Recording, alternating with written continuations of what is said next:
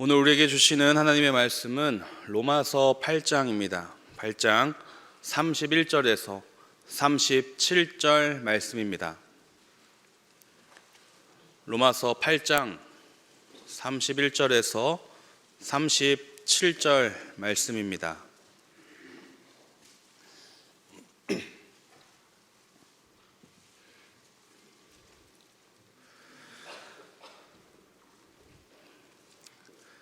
이는 살아계신 하나님의 말씀입니다. 함께 받들어 읽겠습니다. 그런즉 이 일에 대하여 우리가 무슨 말 하리요? 만일 하나님이 우리를 위하시면 누가 우리를 대적하리요? 자기 아들을 아끼지 아니하시고 우리 모든 사람을 위하여 내주시니가 어찌 그 아들과 함께 모든 것을 우리에게 주시지 아니하겠느냐? 누가 능히 하나님께서 택하신 자들을 고발하리요?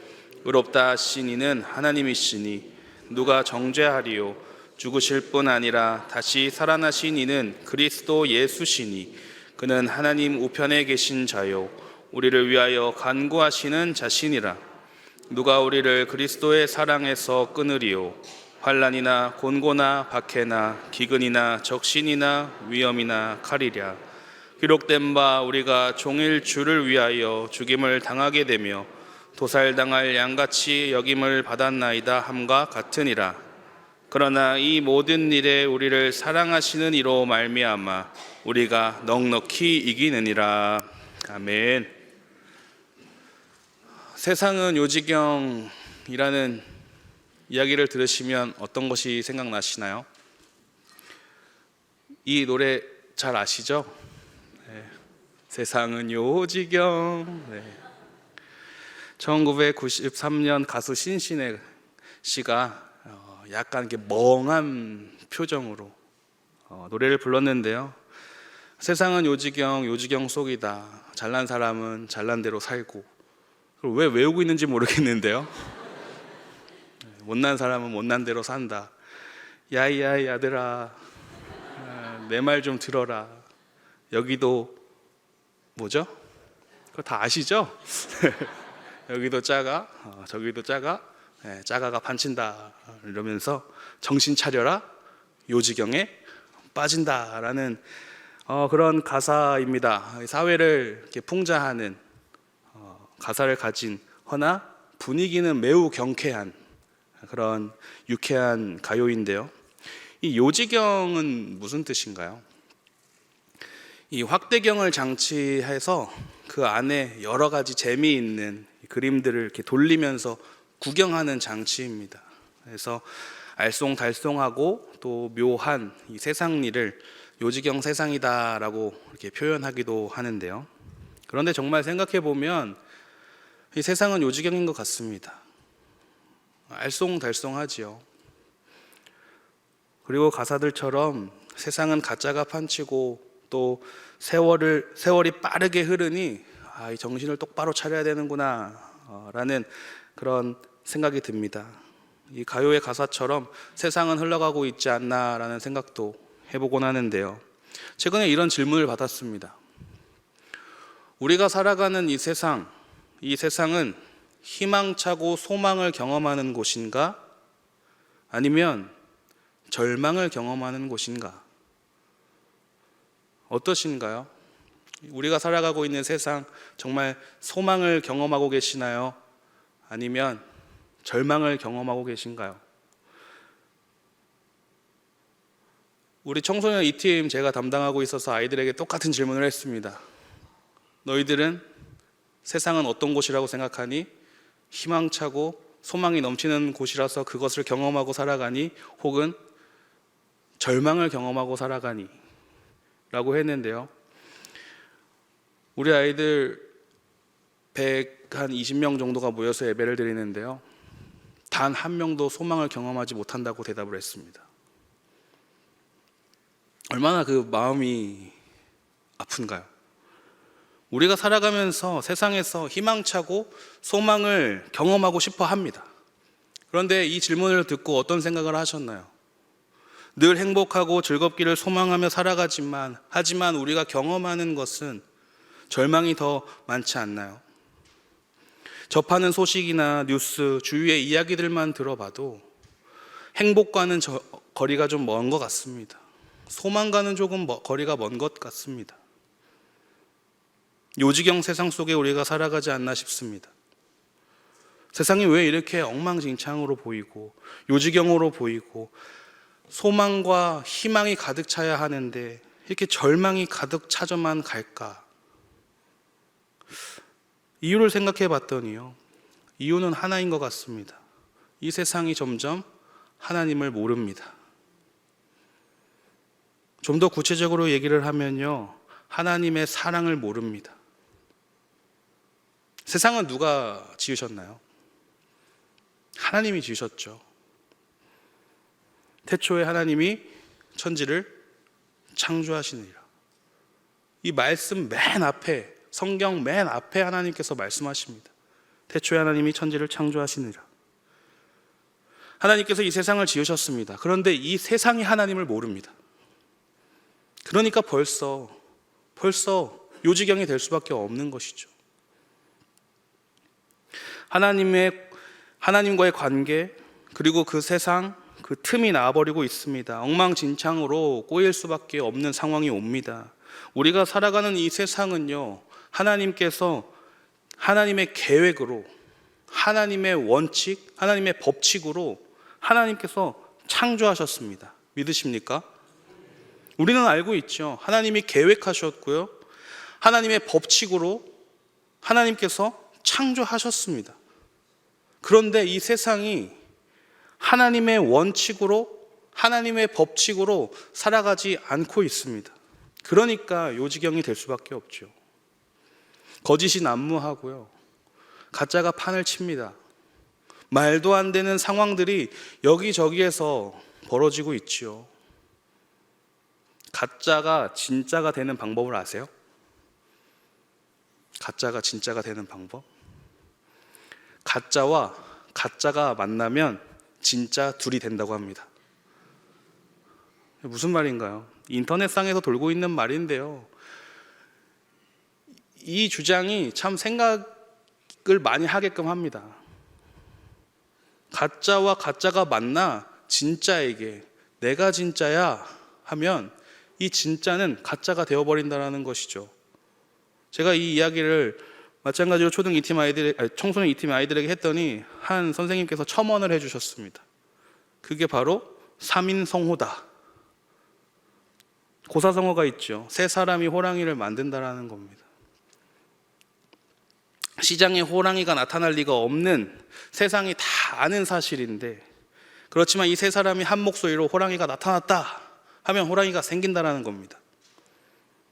우리가 이렇게 살아가는 세상, 독특한 개성, 표현의 자유, 인권, 여러 가지의 새로운 관점으로 세상을 바라보면서 비본질적인 것을 본질화하고 있고요, 무가치를 가치화시키고 있고요, 비진리를 진리로 둔갑시키면서 각을 세우고 있습니다. 그런 일들이 너무 비일비재하여서 끌어오는 스트레스가 이만저만이 아닙니다. 집단의 힘으로 가짜가 진짜가 되어 수긍할 수밖에 없도록, 받아들일 수밖에 없도록 하는 그 일들이 우리에게 너무나도 많이 있다는 사실이죠. 너무 많이 노출되어 있습니다. 이런 것들이 스물스물 우리 영역 안에 들어오고 있습니다. 스물스물 들어오고 있습니다. 제가 첫 사역을 시작했던 것이요, 중고등학생으로 시작을 했습니다. 벌써 한 16년 전 일인데요, 그 당시 그 아이들과 이야기를 나누면 술, 담배가 그리스도인으로서의 삶으로 괜찮은가라는 그 주제로 아이들이 막 불나게 싸웁니다. 해도 된다, 안 된다, 해도 되는 이유와 하지 말아야 하는 이유로 막 싸우는데요, 그런데 지금 고등학생들에게 이 주제를 주면요, 찬반 주제가 되지 않습니다. 그닥 관심이 없는 주제예요. 왜냐하면요, 이 술, 담배는요, 그냥 문화적 요소가 되어버렸고요, 선택적 기호가 되었습니다. 교실에서 담배를 피우는 시대입니다. 깜짝깜짝 놀래요. 그래서 이 아이들에게 물어봤습니다. 어느 정도 줘야 논쟁을 할래? 이 아이들이 뭐라고 했는지 아세요? 마약 정도는 돼야 된대요. 그래야 그리스도인으로서 해도 되나? 하지 말아야 하나? 라는 논쟁을 할 수 있대요. 그냥 술 담면 당연한 게 됐어요. 어느 정도인지 아시겠나요? 청년들도 마찬가지입니다. 청년들도요, 혼전순결에 대해서 막 주제거리가 되었었죠. 논쟁을 할 수 있습니다. 지금요, 절대 아닙니다. 전혀 아니에요. 그래서 이들에게도 물어봅니다. 어느 정도 되면 논쟁을 할 수 있겠느냐? 동거쯤 돼야 됩니다. 내가 결혼 전 동거를 해야 되냐 말아야 되냐, 그거 가지고 찬반 토론을 할 수 있다고 합니다. 그도 그럴 것이요. 지금 문화가 그렇습니다. TV 틀면 트랜스젠더들 막 나오죠. 너무 당연하다는 듯이 나옵니다. 그들이 생활하는 모습을 막 방송에서 보여주면서 희화화합니다. 고딩 언빠라는 프로그램 아시죠? 무슨 취지로 그 프로그램을 만들었는지는 알겠어요. 하지만 정말 그게 맞는 걸까요? 동성애로 주제한 영화들, 그런 만화들이 우리 삶의 저변에 깔려 있습니다. 이게 정말 개성이고 인권이고 표현의 자유일까요? 아니죠. 저는 이거 잘못됐다고 봅니다. 그런데 왜 이렇게 될까? 왜 이렇게 될까? 아무리 생각해도 이건 옳지 않은 것인데 왜 옳은 것처럼 노출이 되어 있고 그걸 수긍하게끔 만들고 있을까? 마치 그걸 수긍하지 않으면 뭔가 잘못된 사람인 것처럼 보이게끔 왜 그렇게 몰아가고 있을까? 그런 상황이 우리에겐 너무나도 많이 있습니다. 하나님의 계획, 하나님의 원칙이, 하나님이 그 세상을 만드실 때 그 원칙이 이 세상에 없습니다. 하나님이 계신 자리에, 계셔야 할 자리에 하나님이 계시지 않고요, 자기 자신들이 다 들어가 있습니다. 잘못돼도 한참 잘못되었죠. 결국 하나님의 원칙은 무시한 채 하나님은 필요 없고 하나님의 진리는 가짜가 되어버렸습니다. 진리가 아닌 것이 진리가 되고 있습니다. 그런 세상이 되어버렸습니다. 그러면서 진짜가 고통을 받고 있습니다. 얼마 전 한 프로그램에서 20대 대통령 선거 대통령 후보였던 허모 씨에 대한 그 프로그램이 하나 나왔습니다. 이야기를 다루었는데요. 누군지 아시죠? 내 눈을 바라봐, 넌 행복할 수 있고. 예. 그래서 저도 그 짧은 정리된 영상을 뭐 풀로 본 건 아니고 짧게 정리된 영상을 접했는데요. 이분도 정말 갈 때까지 간 것 같더라고요. 뭐라고 고백하냐면요, 자신이 메시아라고 고백을 했습니다. 네, 성부, 성자, 성령님이 내 밑에 있다. 그래서 내가 헛이다. 네, 한문으로 풀이를 하면 그게 또 뭐가 된다 하더라고요. 근데 이게 전형적인 이단 교주들이 하는 행동이라고 합니다. 한자로 풀어서 껴맞춰서 하는, 정치인에서 음반을 내고 예능인으로, 그리고 이젠 메시아가 되어버렸습니다. 그런데 이 사람이요, 이 신인이 돼서 사람들에게 축복을 주는데요, 이분에게 축복을 받으려면 100만 원을 내야 됩니다. 봉투로요, 현금으로. 그리고 영성 상품들을 판매하는데요, 300만 원에서요, 놀라지 마세요, 1억짜리도 있습니다. 그런데 이 사람들이요, 이거를 얼마나 많이 샀냐면요, 매출액이 대충 해도 600억이 넘는다고 합니다. 어마어마하죠. 그런데 이 사람에게 고통당한 사람들이 얼마나 많겠습니까? 그렇게 피해보는 사람들이 얼마나 많은가요? 거짓이 난무하여서 서로와 무한 경쟁하면서 상처를 주고 상처가 또 상처를 주는 그런 세상이 되어버렸습니다. 하나님이 만든 세상인데요, 하나님이 원하시는 것이 아닌 것으로 너무나도 많아졌습니다. 하나님이 원하시는 세상은 이게 아닌데 말이죠. 우리가 의롭게 좀 살아가 보려고 하지만 세상에서는 그 모습을 보면서 손가락질을 합니다.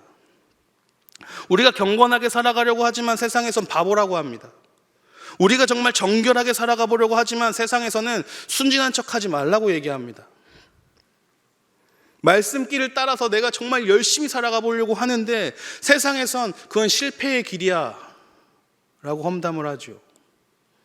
지금 우리가 살아가는 이 세상, 이 요지경 세상에서 가짜가 진짜가 되어버린 이 세상, 깨어져 버린 이 세상, 우리가 겪고 있는 고난들이 너무나도 많이 있습니다.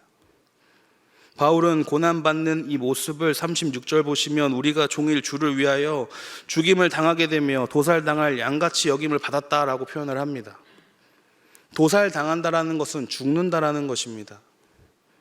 마치 사람이 양식을 장만하기 위해서 고의로 짐승을 죽이는 것이나 사자 등 이 포식자들이 사냥감을 골라 잡아먹는 것처럼 그것을 비유합니다. 그래서 이 세상은 우리 성도들을 먹이 삼기 위해 늘 엿보고 있다라는 뜻입니다. 그로 인해 핍박과 압제를 당하는 것을 이야기합니다. 세상은 우리를 먹이로 삼기 위해 늘 공격한다라는 말입니다. 하지만 바울은 32절에서 34절 말씀을 보시면 하나님이 우리를 위하시면 누가 우리를 대적하리요 라며 이 악한 세력에 둘러싸여 고된 싸움을 하고 있는 성도들에게 용기와 확신을 줍니다. 그리고 계속해서 누가 능히 하나님께서 택하신 자들을 고발하고 정죄하리요 하면서 아무도 할 수 없다라고 얘기하며 우리에게 힘을 줍니다. 성도들에게 힘을 줍니다. 참 위로가 되는 말씀입니다.